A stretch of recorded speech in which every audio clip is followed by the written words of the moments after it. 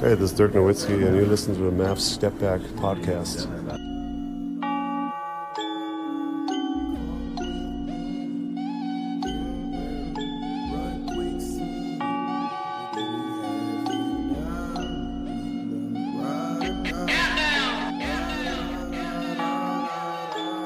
Feeling like pop, I'm about to shake up the spot. I got the stew on the lock, yeah. Never really cared about your opinions, that is why I can't be stopped, yeah. Rappers in the booth, know they be faking. I'm in the game, so I might get a flagrant. Can't be with y'all, man, I swear y'all too basic. Don't shock the world, man, I swear I'm a taser. Feelings on my back, swear I'm in my bag. Stuck up in my past, man, I hate the rap. Man, we love to brag. I don't do no talking, I don't like to chat. Put me to the bag. Got me some boy, man, they smell like a chimney. Come from a place where it sound like they Whitney. I'm in the booth and I speak like I'm sickly. Kill me a beat, a producer, a witness.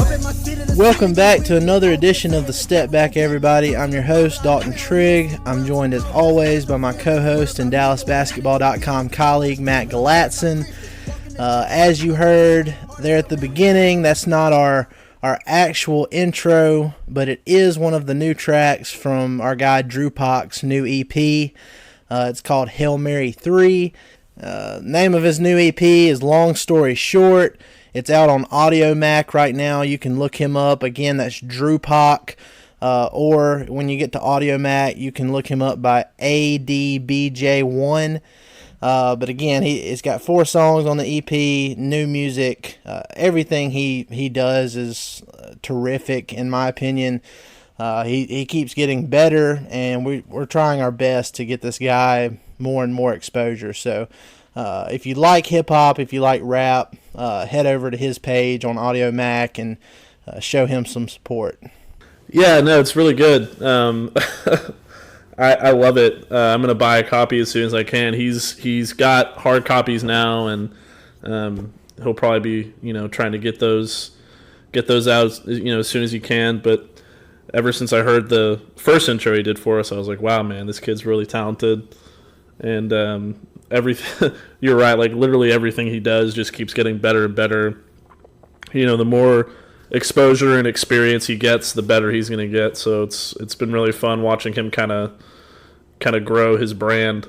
Yeah, and I mean, look, it's gotten to the point now to where, and don't get me wrong, I love the intro we have right now. I love the first one he did, the Dennis Smith Jr. coming with the jam. That was that was awesome. But it's gotten to the point now to where I'm thinking, okay, well, how's this roster going to change this summer? And I'm just thinking of the possibilities that he can.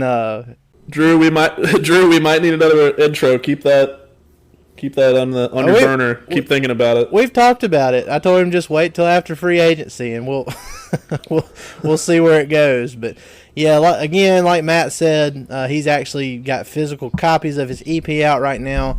If you like it, find him at Drew all day, or Drew32 all day on Twitter, and he'll hook you up with that. But we're eventually going to get all of his stuff, on Spotify and iTunes and all that good stuff as well. So again, just keep showing him some support because we think he's going places. But all right, Matt.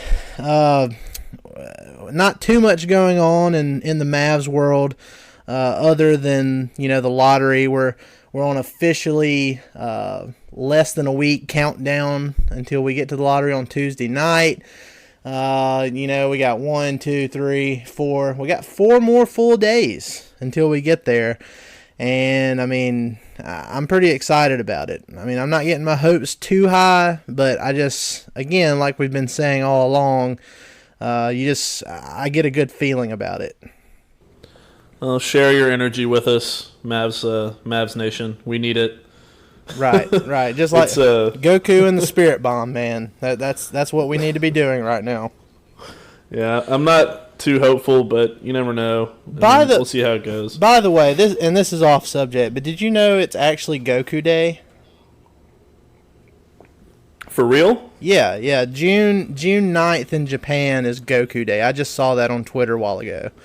So that's pretty cool. Dalton, it's May 9th. Oh. Wait. Wait. Now I gotta look this up. Hold on. I'm gonna be so upset. I'm sorry, step back listeners. Dalton doesn't know what day of the month it is.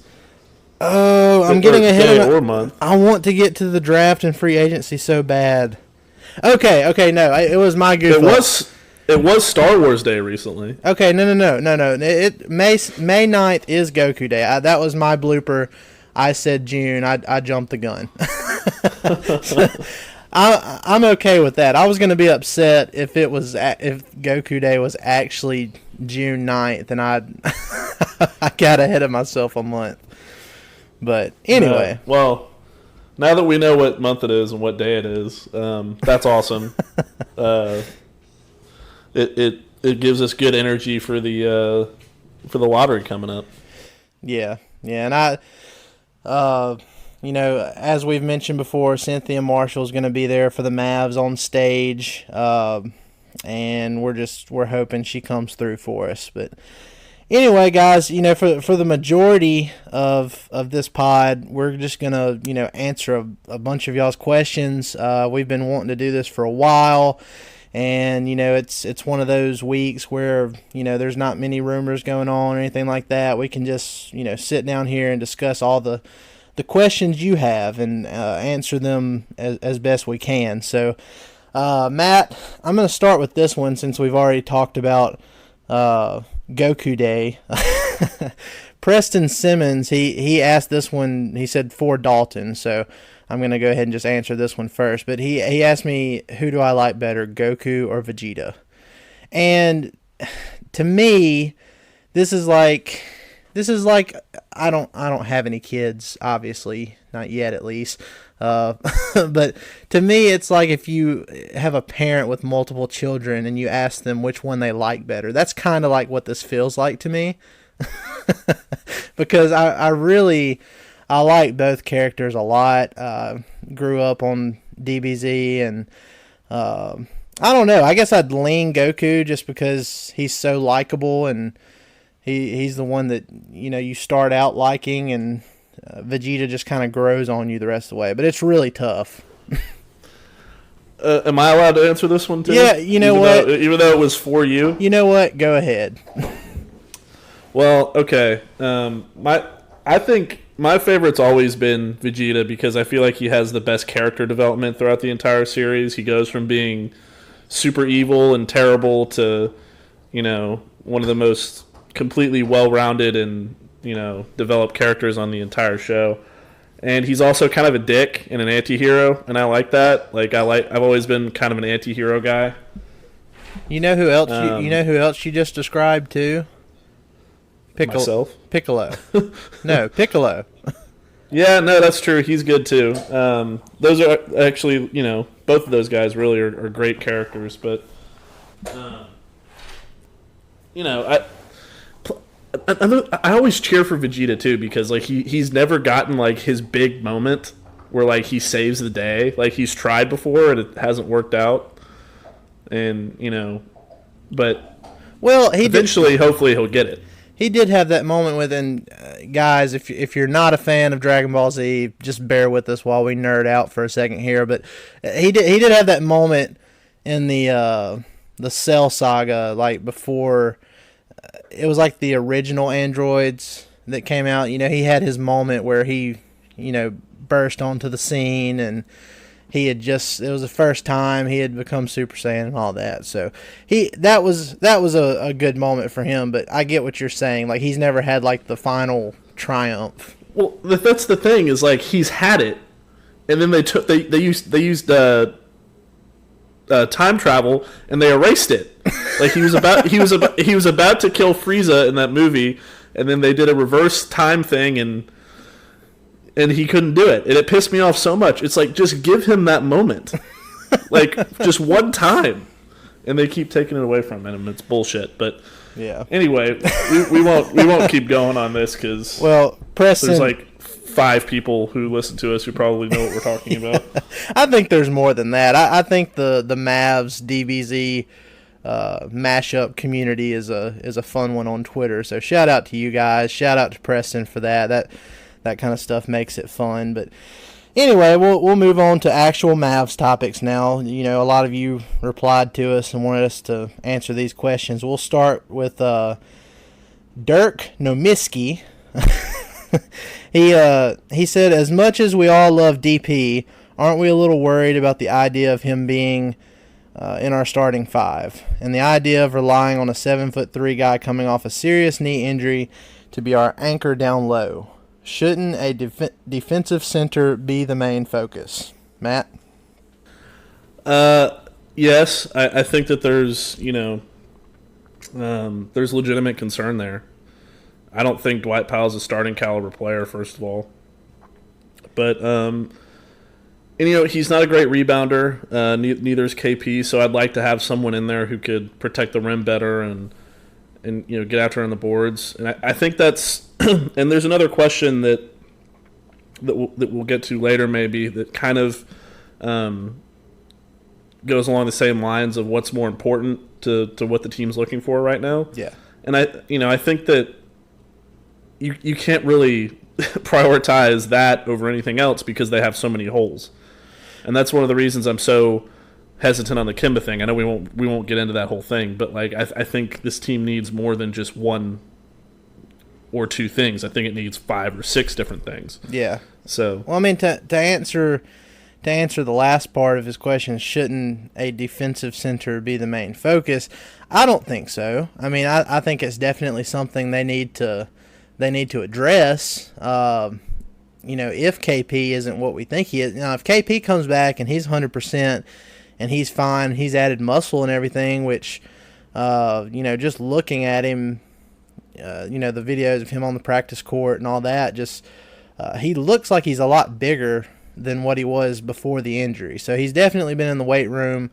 The last time he played for the Knicks, he averaged like 2.5 blocks a game.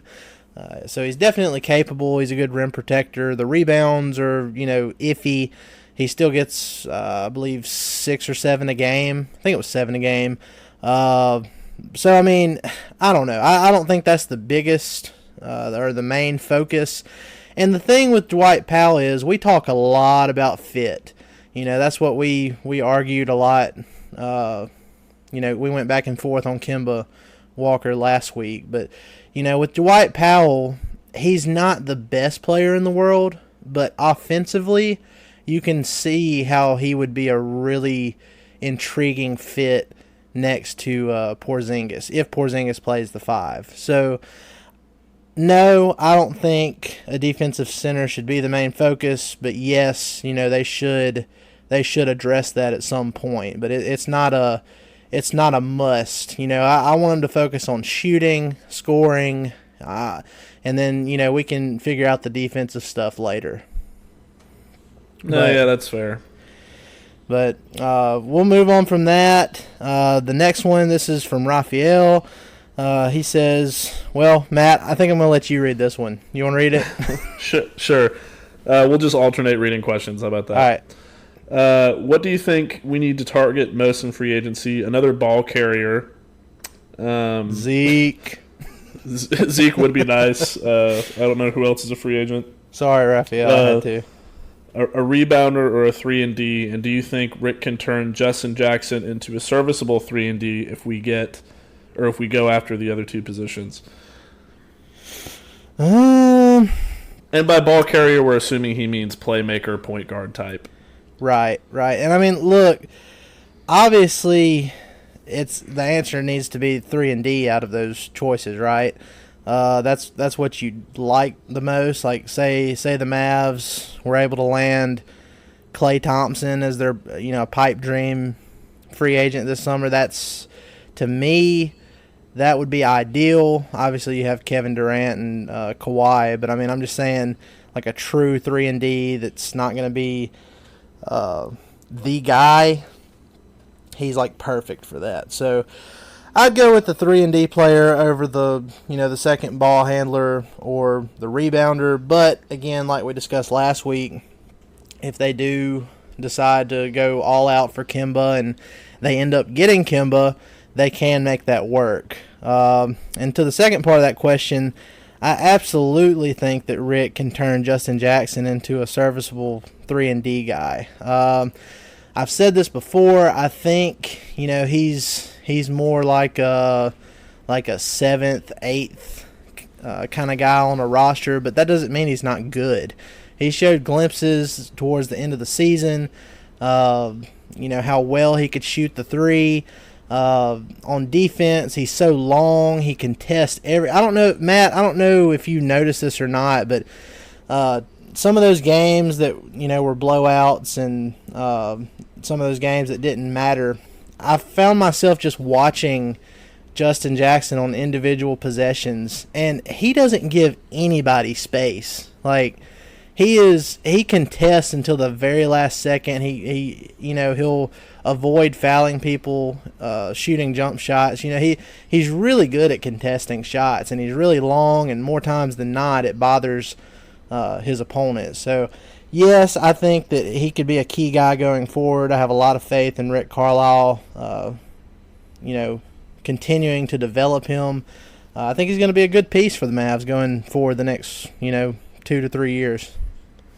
Yeah, no, I agree. I think 3-and-D is probably the most important. I'd actually put secondary ball handling and playmaking as the third thing on that list. I'd much prefer 3-and-D first, and then something like Montrezl Harrell or Kenneth Faried or something like that. I think would be a fantastic addition to the roster. Obviously, you'd have to trade for Harrell, but that's another conversation altogether. But as far as Justin Jackson goes, I don't see any reason. Like, I don't understand the hate from some people on Justin Jackson. Like, he's fine. He's still on his rookie contract.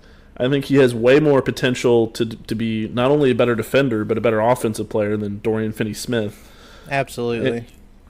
And I see no reason why he can't end up being maybe longer PJ Tucker. I don't understand why. Like, he might not be as tough and as gritty or whatever, but that's stuff that can develop over time as he gets more experience. I mean, he has the potential to change the game defensively, and hit corner threes and and get after the glass a little bit. So I think considering what Rick's done with Dwight Powell, I see no reason why he can't turn Justin Jackson into something good.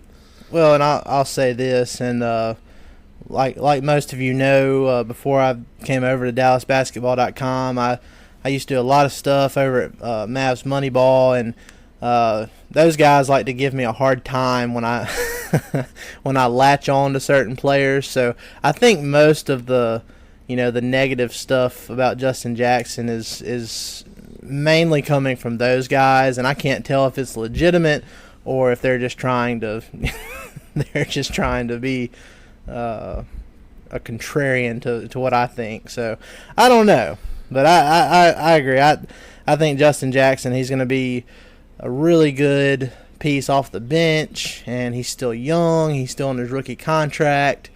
And I mean, he's 6'8" and long. He can do a little bit of everything, and I think it's a reasonable expectation to think that he can be, a 7th or 8th guy in the rotation for a winning team. Yeah. I have a question for you, actually, Dalton. Who did you latch onto before Dennis? Because it was Dennis, and then it was Justin Jackson. Who was it before Dennis? Before Dennis, there had to be somebody. Tell me it wasn't Kyle Collinsworth. No, it was Nerlens Noel. Oh, that and makes sense. And the reason it was Nerlens Noel is because I actually called that, because it was like a few months before the trade deadline, and I was writing about trades that would actually work, and I was like, you know what, Nerlens Noel really fits the type of center that they need right now. And then it ended up happening, and I was just like, yeah, and I was so amped and excited, and obviously that did not work out at all. So, it had its moments. It did. He had that one. I remember. I'll never forget that Grizzlies game where he had the monster night. It was close to 20-20, I think, towards the end of the season, and I was like, okay, well, this could be good going forward. But Hey man, I watched him in college. It was when I was at Ole Miss. I was at a Ole Miss Kentucky game in Oxford, and Nerlens was the most dominant defensive player I had ever seen in person in college basketball. He was so good. He was really good. And I don't know.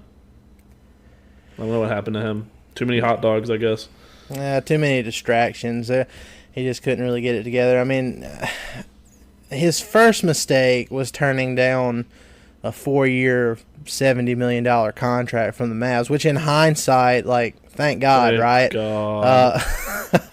But, ever since that, I mean, as soon as we found out that he declined that, everybody knew, like, okay, he's definitely not going to, make up this money over the rest of his career. So that was his loss, but it was good for the Mavs. And, then later that summer after it was actually before the free agency period, we got Dennis, and, that was my new guy. So if we don't get Justin Jackson, I mean, and obviously I like Luka Doncic and some of these other guys on the roster, but I mean, there's always that one guy that you just kind of root for, Yeah. But anyway, moving on. This one's from James Beaver. He basically asked which of these combos or which of these options would we rather? And I think he's getting this from a tweet that Fish put up earlier in the week. But Beverly and Favors, or Beverly and Vucevic, or Beverly and Brogdon, or Dragic and Vucevic, or just Kemba. Which one of those would you go with?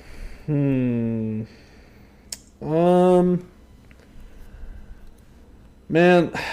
there's a couple of different ways I could go on this. If I'm being totally honest, it's really difficult for me.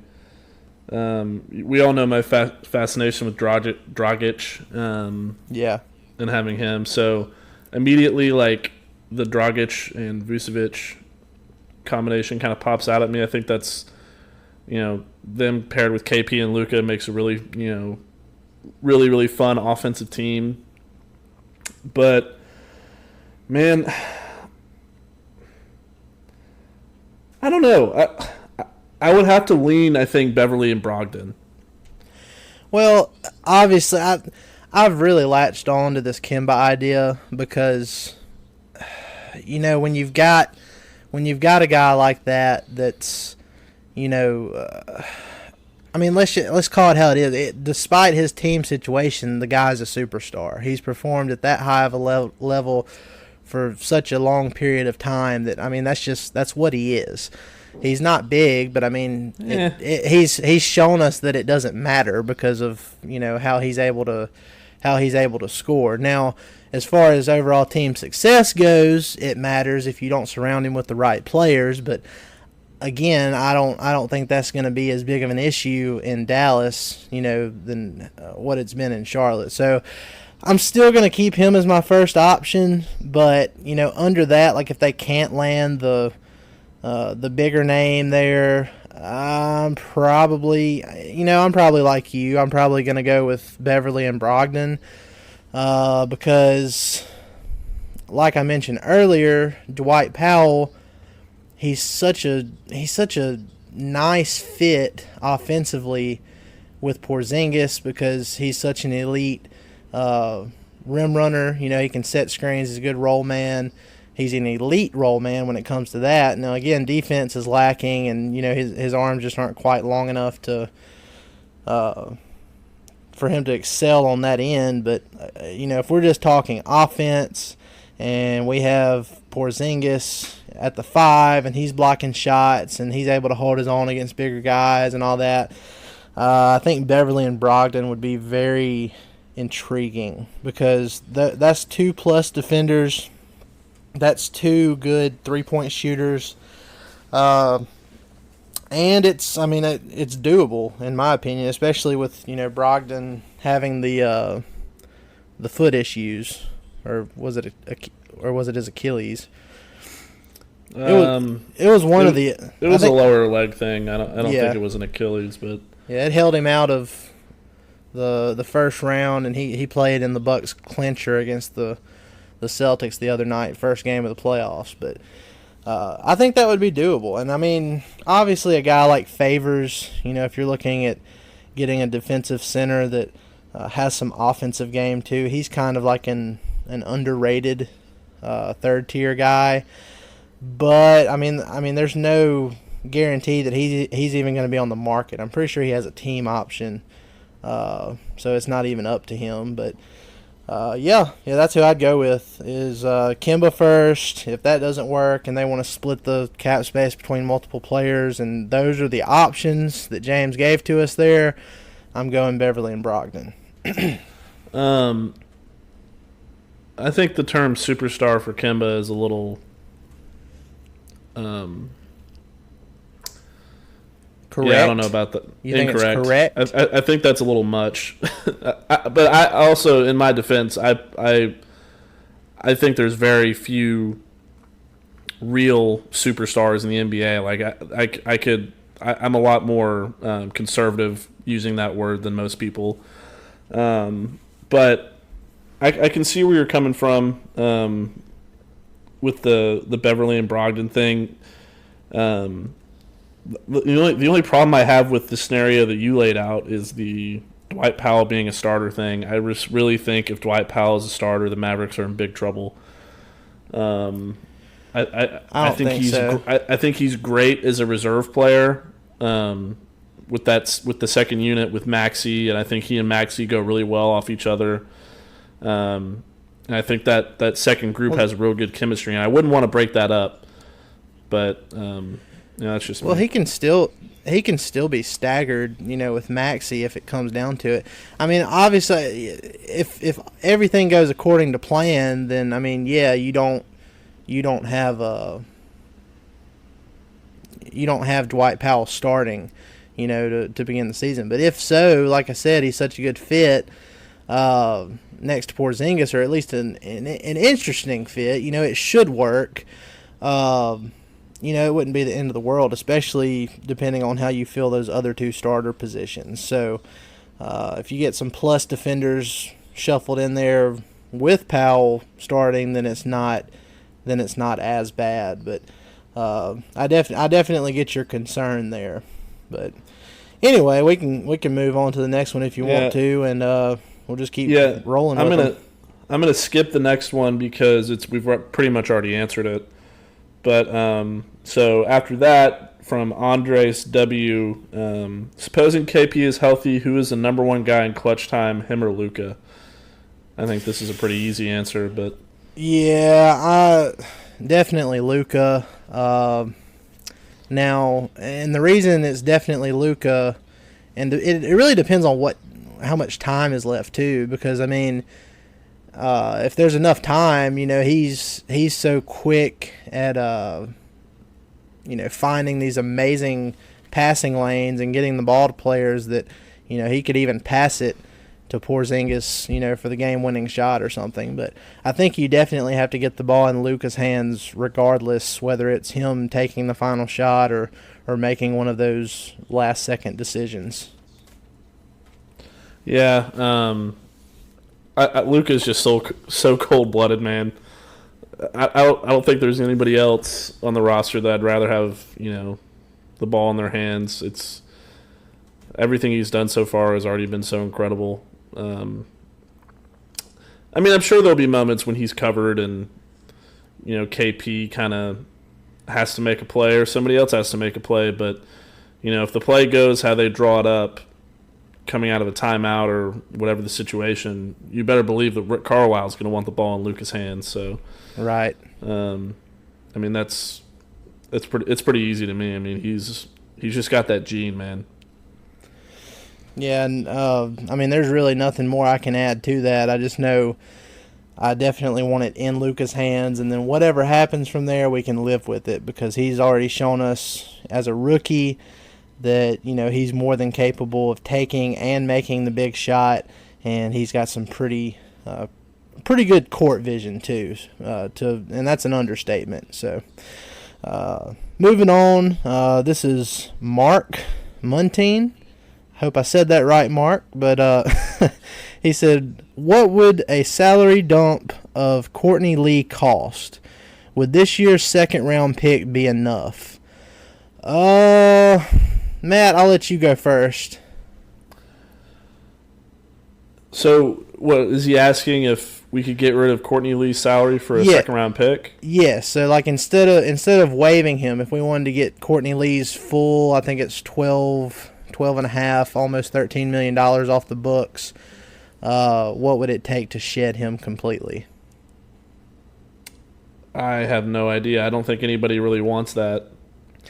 Unless it's a team that's like looking to like acquire salary, I guess, that they can then dump off the next year, or in preparation for the following free agency. I mean, I don't really understand why anybody would want to just take him on. Well, it's a really intriguing question because his salary isn't like Wes Matthews' expiring contract last year. It's not.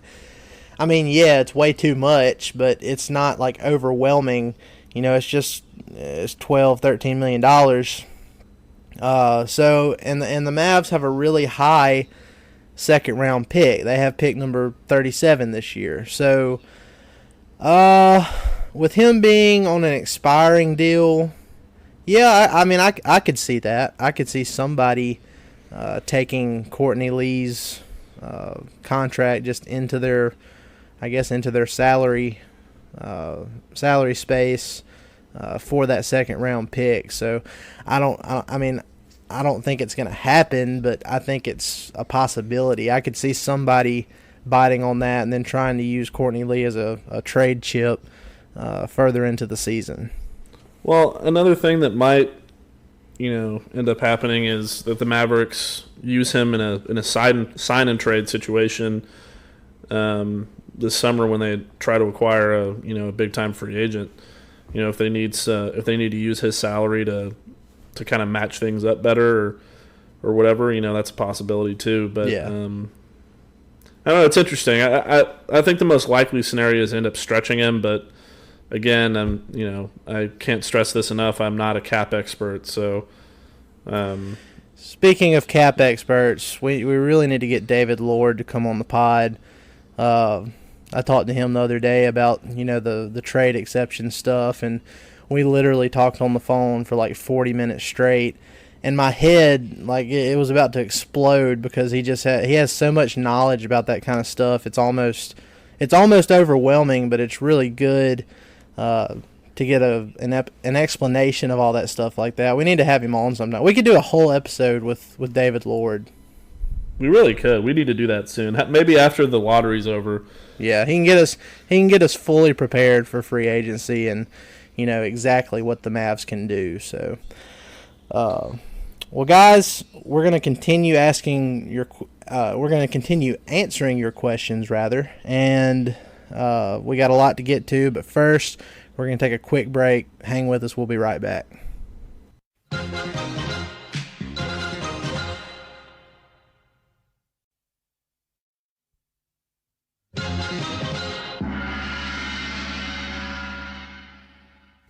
All right, guys, we're back. We're just going to jump right into it. We're going to continue answering all of your questions here. This one is from RD. He says, what is the best possible situation for the Mavs this offseason? Not necessarily realistic, but if everything went right, what is the best situation that could technically happen? Okay, I'm going to have fun with this because RD, this is right up my alley. This is pipe dream central. I'm going to have fun with this. So, the most the best situation that could happen for the Mavs this offseason obviously starts Tuesday night at the lottery. They win the number 1 overall pick, which they will. They'll keep and draft Zion. Then, I mean, if you get Zion, then you've got like I want to say it's around 7 or 8 million. I wrote on this a while back, a couple of weeks ago, but I can't remember the exact number. But for the top pick this year, you know, that's going to eat into your salary cap. So instead of 30 million, which is around what the Mavs will currently have, if they get Zion, it'd be more around like 22, 23 million. So you draft Zion, you've got him on the team, you've got $23 million in cap space. Well, then let's go back to the other question right before the break about Courtney Lee. We find a team that takes on Courtney Lee's contract for that second round pick that we got, the pick number 37. So let's see, 22, 32, $34 million now. We're back up to $34 million. Then we find somebody to take on Tim Hardaway Jr. Or maybe we're getting too far out in left field here. Let's just say Dwight Powell. Say he opts in and something happens, they don't extend him, and he's just on a $10 million expiring deal. Okay, so then you're up to $44 million. At that point, you go out and you get either Kevin Durant or Kawhi Leonard.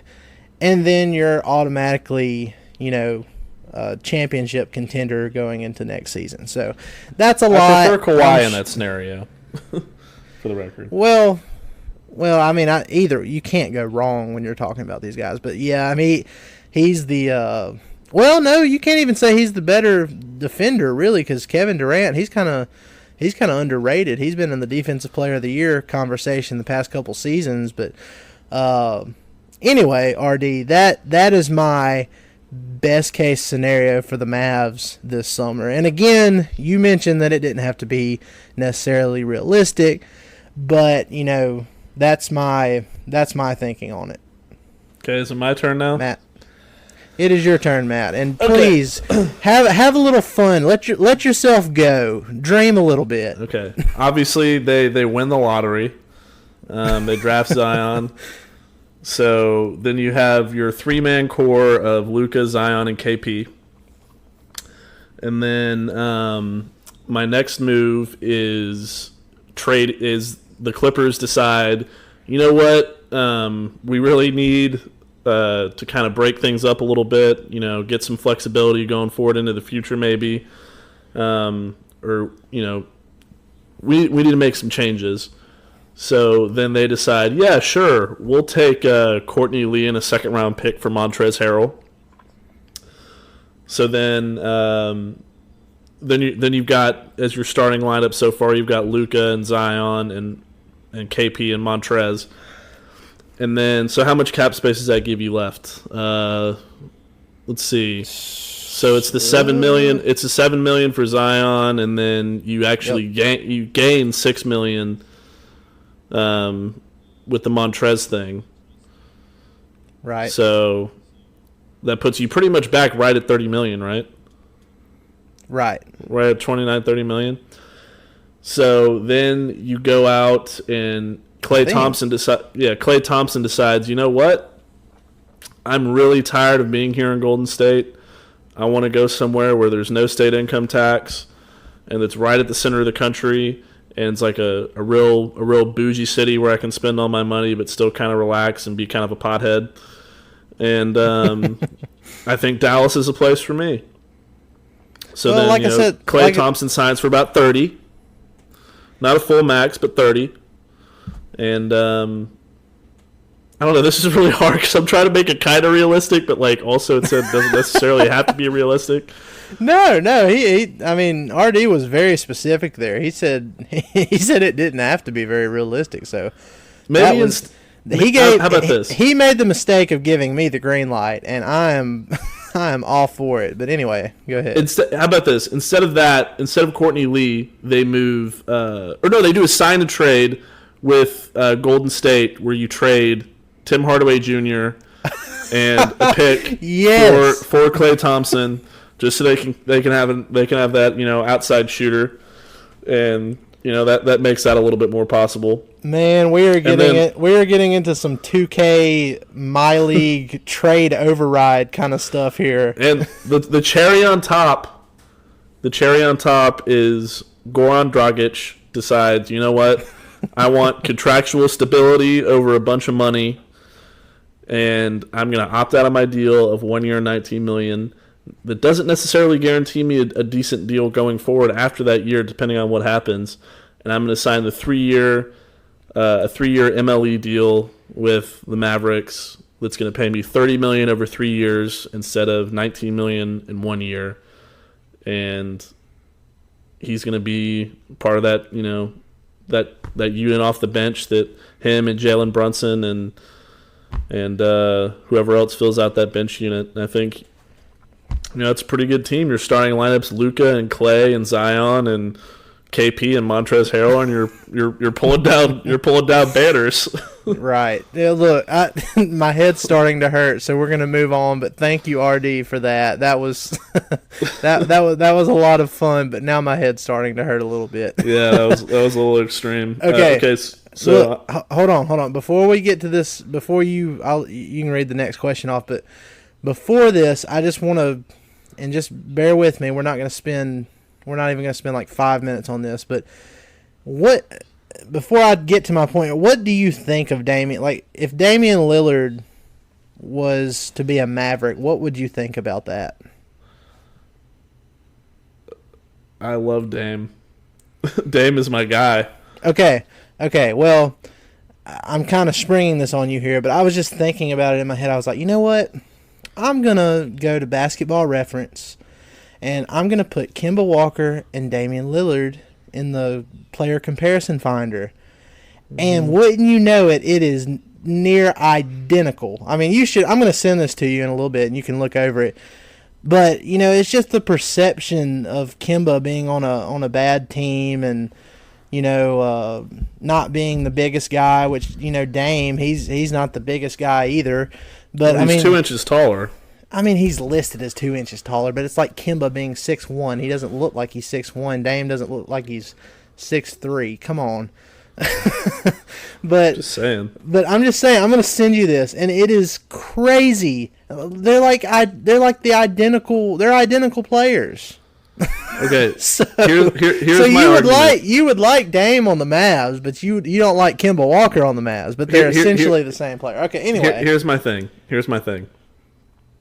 Dame has won me over with his play in this postseason, with his personality and his stare Russell Westbrook in the face and, just break his jaw this postseason. I love that. And that's why I love Dame so much. Had you brought this scenario to me a year ago, I probably would have said no. Well, I guess my point is, and before my whole point in saying this is, look how the Blazers have surrounded Dame with the right type of players. And he doesn't, I mean, he's got CJ McCollum, but other than that, he doesn't have the, what Kemba would have with Luka and Kristaps Porzingis in Dallas. So, I mean, and you add a couple of, veteran minimum contract guys that are, decent defenders and, or even a guy with the MLE. I mean, it can work. Anyway, we're going to move on from that. I just wait. No. I'm not done with this yet. No. You can't get the last word on this. No, I just want to say one more thing. Okay. Now, what's the biggest difference between Kemba Walker and Damian Lillard in your mind? Kemba Walker isn't a rapper, as far as I know. Okay, well, that seems like a plus for Damian. But it is, but it's not. It's not basketball related. Damian plays in the West, and he does it in the West. But he's also got a better team. I'm just saying. He does it in the West. He puts up the same or better shooting numbers in the West. Somebody told me. I think somebody pointed this out when I did my piece on how Kemba was a imperfect but winning piece for the Mavs on DallasBasketball.com. But the best... Hold on just a second. And I haven't seen Kemba hit a 40-foot step back in Paul George's face in a playoff game to win a series. Well, he's never had that opportunity though, has he? I've never seen Dame drop 60 points. I've seen him come pretty damn close. Well, anyway, all I'm saying is Kemba hasn't played with the same amount of the same amount of skilled players that Dame has. No, he is not. And maybe if Kemba comes to Dallas, he'll be Damian Lillard, and I'll be totally wrong. I hope that's the case. But if I had to choose between one guy or the other right now, I would choose Dame, and that's just me. Well, I'm still going to send you that, and you're going to be like shocked at how close the numbers are. I mean, they're literally identical, Matt. Maybe. But anyway, go on with the next question. All right, our next question comes from Mason. And he says, "What is your realistic prediction of how you see this summer unfolding? Assume no pick." So this is like the opposite of the last question. Well, I mean, again, well, it's not. You're right. It's not the same as making our not so realistic predictions. Our Mavs cat led coach team. Oh man, if I could put the Mavs cat face on a podcast, I would do it during that section. But so most realistic outcome, again, I keep circling back to Kemba, even though I know some people don't even think that's as realistic as I do. But again, like we mentioned last week, I don't think Mark Stein is going to, report that the Mavs have a legitimate chance at Kemba, and that Kemba has mutual interest in coming to Dallas if it's not true. So, you know what? I'm not going to say it's most realistic, but it definitely is a realistic outcome that could happen. And I guess most realistic, I'm going to go back to, what Fish has written about a few times, and that's Goran Dragic and Nikola Vucevic. I think that's a pretty realistic scenario if they go that route, because I don't think Vooch is going to get he's definitely not going to get a max contract, in my opinion. You've got the Billy Duffy connection with Goran and Nikola and Luka. So I could see, that coming together and those players wanting to play together. And then if you do something like that, if you wanted to, Patrick Beverley, he's also a Billy Duffy client. You could use the MLE to sign him if you wanted to, or somebody else. I mean, there's a lot of different options there, but I think that's probably the most realistic scenario this summer. I don't have many bad outcomes for the Mavs this summer because I think there's so many good options. I really don't see them coming out of this offseason without having added, some really good pieces. Yeah, you pretty much copied my answer off my page. I was gonna say Dragic and Vucevic is probably the most likely and realistic scenario. And then they can still go out and they can get they can get Patrick Beverley for the MLE, and that I know that's bringing essentially 3 point guards outside of Luka into the fold with Dragic and Beverley and Brunson. But we all know how much Rick likes having multiple ball handlers on the floor. So at any given moment, you really have, Beverley and Brunson, or Dragic and Luka, or Luka and Beverley, or whatever. I mean, there's a lot of different possibilities there, and that could be a lot of fun. And we all know how much the Mavs need a Deshaun Stevenson type, and I can't think of a single player who fits that mold better than Beverley. So, yeah, I mean, I think that's a pretty realistic scenario. Yeah, I do too. And you're always there's gonna be some people that listen to this and they're gonna say, "Oh, well, no, the most realistic is they get." A couple of third-tier, bottom-of-the-barrel guys, and I really don't think that's going to happen. There's too many good players on the market, whether they're first-tier, second-tier, third-tier, whatever. There's too many good players on the market. The Mavs have good young talent on their roster. They have the cap space. Something good is going to happen. It may not be our ideal scenario, but it's going to happen this summer. Something good is going to happen for once. So everybody be positive. As long as they don't have another Wes Matthews or Harrison Barnes contract type situation. That's not going to happen. It'll be fine. It's not going to happen. They're at a point now to where they're not that desperate for something to happen. When the Harrison Barnes thing happened, they didn't have these two players on their roster. They were desperate to have something go right. They're not desperate anymore. So I just don't see it happening. But anyway, we're going to be quick with this one because I don't want to get into every time we bring up the name Kemba, we end up talking for like 40 minutes about it. But anyway, Finn, he sent a DM at Step Back Mavs a while back, and we're finally getting to it.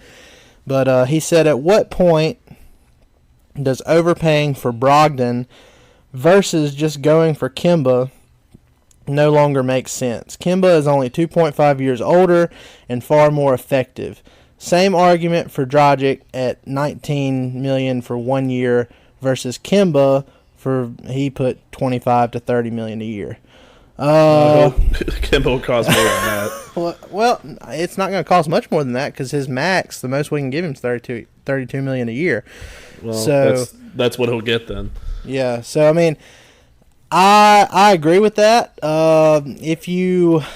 It's a question, so I don't know where his stance is on it, but I'm going to go ahead and say that you would rather just go ahead and pay Kemba than overpay for Brogdon. What do we consider overpaying for Brogdon? Because I have a limit in mind. Like near max. I mean, I think if you're in that 15 to 18 million a year, it's doable. But if it's near max, which I think is around 25, 26 million, I'm not doing that. So no, me neither. I definitely think you would go with Kemba in that scenario. As far as the Dragic thing, I think the $19 million for 1 year doesn't matter as much because it's expiring. But again, and we've discussed it before, I think if he ends up on the Mavs, it's not going to be for that amount. He'll either opt out or, well, that's really it. I think he'll opt out and end up signing a lesser deal in Dallas. So that's where my thoughts are on that. Yeah, no, I think the number I have in mind for Brogdon somewhere between $16 to $18 million is about as high as I'd want to go. Anything more than that, it's kind of a stretch because, like we've established before, his age and he's got kind of a ceiling on him. I think if you go any higher than that, you really do risk turning into Harrison Barnes type territory where you're overpaying a guy that you want to try and force to be more than he is. Yeah. He's a complimentary piece. I'll say this about Brogdon, and I really like him. We've talked about him on the pod before, a few weeks back. He's a 50, 40, 90 guy. If you look back to his rookie year until now, he's progressed in like every single category. His assists went down a little bit this year, but every other category, his percentages, his points per game, his rebounds, all that has gone up. So he has a lower ceiling than other players do due to his age, but he hasn't reached that ceiling yet. So he could be a really, really good third guy, and there wouldn't be any questions whatsoever about where his place on the team is. And I think he would know that too. No, he's still developing, but I would argue that Harrison Barnes was still developing when the Mavericks acquired him too, and he did make a lot of improvements to his game over his time in Dallas. But you can't force a guy to be more than he is, and that's what you run the risk of doing with Brogdon. Right. As far as Dragic goes, I don't think that they would sign him to the $19 million number either. I think when you get to be a guy like Dragic and you're in your 30s and your career is starting to kind of wind down, I think you kind of have to look at where you want, if you want to have control over where you want to be and stability. And I'm not just saying that because I want him on the team. I think it's a realistic thing that you kind of have to think about. It's like, do I want to be somewhere where I think I'll have a chance to win and have a fun, last couple years of my career, and have guaranteed money that I can rely on over a next set amount of years, as opposed to, if I get hurt in my 1 year $19 million deal, there's no guarantee that I'll ever be able to recoup any of that back, going down the line. So I think he opts out and he signs a 2 or 3 year deal for 9, 10, whatever MLE type number, where he has more money but it's stretched over a longer period of time, and he has more stability at the end of his career, and he gets to play with his little brother Luka and Porzingis, and in a Euro friendly environment that the Mavericks have established, and it fits his style of play, and it's just a perfect scenario for him. I'm going to write about this. I was about to say, you probably need to go write a piece for that. Fish would enjoy that. Yeah, I'm going to do that.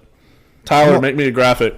I'm going to move on to Jay Nobles here. He a while back he sent this question. We were talking about the trade exception if the Mavs were to go that route, if they think they can't get anything better in free agency, and this was an example, or this was a scenario he gave to me, and I think it would be one of those where this player would just need to be dumped. I don't think we'd have to attach any picks to it, but he offered up the idea of using the trade exception for a guy like Tristan Thompson. He's a dirty work guy that, he can give you 20, 25 minutes a game, and he was saying he could split time with Dwight Powell, and he's in the last year of his deal.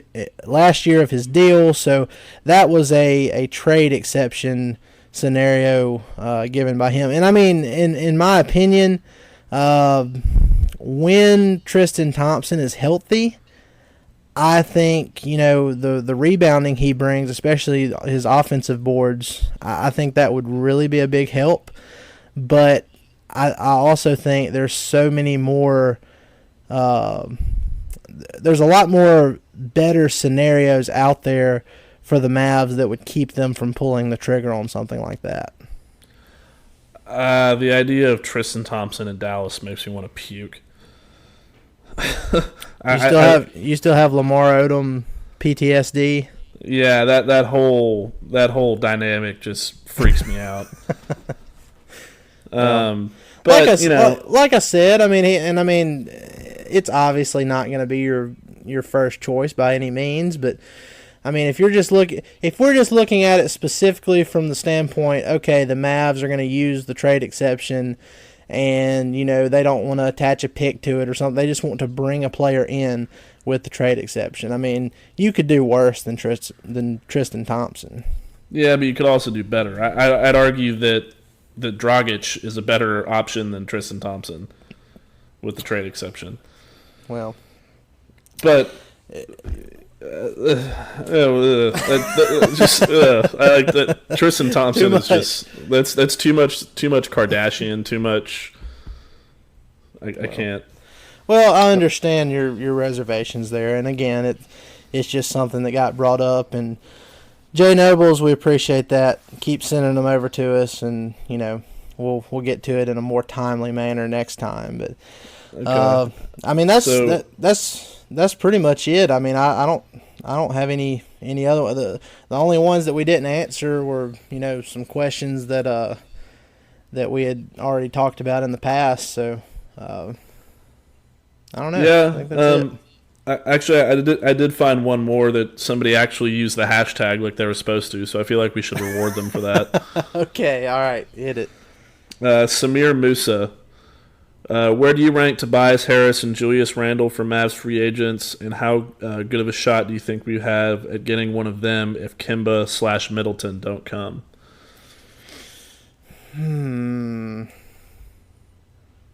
I can go first if you want.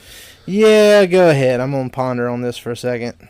So from what at first Tobias Harris was one of my guys. Like I wanted him on the Mavs in the worst way, but then you kind of learned and relayed to me that we kind of have a better idea of the kind of money that Tobias is going to command this summer, and that he's going to be seeking. And if it's what we think it's going to be, then I'm out on that.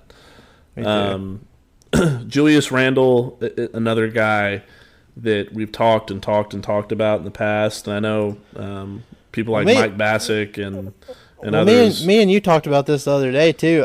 I don't think, or you didn't realize just how young he was. He's basically Kristaps Porzingis' age. So, and that's exciting. Yeah. But my problem with Randle, the whole Randle scenario, is they've had their opportunities to go out and get Randle. And I think if they thought that he would work or they wanted him on the team, he would already be here by now. Yeah. So I'll say this about Randle, and I agree with your Tobias take. I think he's going to end up being a little bit too rich for what the Mavs want. What they would want to pay him for what he brings to the table. But when it comes to Randle, he, in my eyes, he took a pretty decent sized step in New Orleans this year. So if I know the Mavs have had their chances to get him in the past, and they've pretty much passed on it. So I don't know. I mean, there's always a possibility they could have watched him further his development in New Orleans this year, and seeing how he played alongside Anthony Davis, who's probably going to be gone this summer. And I mean, if you see how Randle played, he played as well as he did next to Anthony Davis. I'm sure that they could envision how he could fit next to Porzingis, who can also, stretch the floor and block shots and all that. So, I could see it. Maybe that's a guy you could chase with the trade exception. Yeah, maybe. I think that's a player option, though, isn't it? I don't know. I don't have it in front of me. I think he'll end up being an unrestricted free agent, and they would just have to sign him outright. But yeah, as far as where I rank him, Tobias, he's if I had a top 10, I'd have to look up my exact top 10, but he's towards the bottom of it. Especially since we found out how much he's expecting to get this summer. And then Julius Randle, I'd put him in the lower second tier section of it. But, I mean, again, there's so many good options this summer and so many good combinations of players you could get. They could do much worse than to add, 23, 24-year-old Julius Randle. So, yeah. Well, another thing about Tobias, and this might shock you, Dalton, maybe even to the core, I don't know. But so I love Tobias, and he was near the top of my list, as I said before. But if we're talking strictly max money for these players in terms of our Kemba or Tobias Harris or whatever, I would rank Kemba above Tobias Harris if we're just talking about max money. If we're giving one of those two guys max money, I'd rather give it to Kemba than Tobias Harris. You're right. I almost fainted. I mean, I'll say that much. Don't get used to it, but well, like I said, if the Mavs sign Kemba and it all works out, I'm looking forward to your to the podcast where you come on here and you're just like, I'm sorry that I doubted Kemba. I'm looking. No, I have no problem with that. I know you don't have any problem with it. I'm just saying, like, I really hope that it happens and it works out well, and we can all laugh about that. Will you just promise me that if it doesn't work out, that you'll come on here and be like, I was wrong, I'm sorry? Yeah, I have no problem doing that. It wouldn't be the first time I'm wrong about something, but I mean, I like to think that I'm right about some things too. I mean, it's a risk, so we'll see which way it goes. Well, guys, that's going to do it for this episode of the Step Back. We really appreciate all who, went on Twitter and asked us these questions. We really need to do this more often, Matt. It feels like forever since we did the last one. A lot of good questions brought up, a lot of good names we got to discuss and everything. So just keep it going in the future. We'll do one of these soon. And as always, just remember to like, rate, and subscribe to the podcast. If you listen to us on iTunes, if you'll leave us a review on there, that always helps. We're always trying to grow this thing. Matt, you have anything else? Yeah, as far as the Q&As go, I think we should probably try and do one at least like once a month. Yeah, I think so. But also Dalton and I, we decided, we keep trying to figure out ways to keep this podcast growing and evolving and to keep our listeners involved as much as we can. And we decided another good way to do that was to create a Patreon account. And basically what Patreon is you can go in and you can become a patron of ours or for lack of a better word, a donor, where you you pledge anywhere from $1 to as high as you want to go, $1 a month or higher, however whatever you want to do.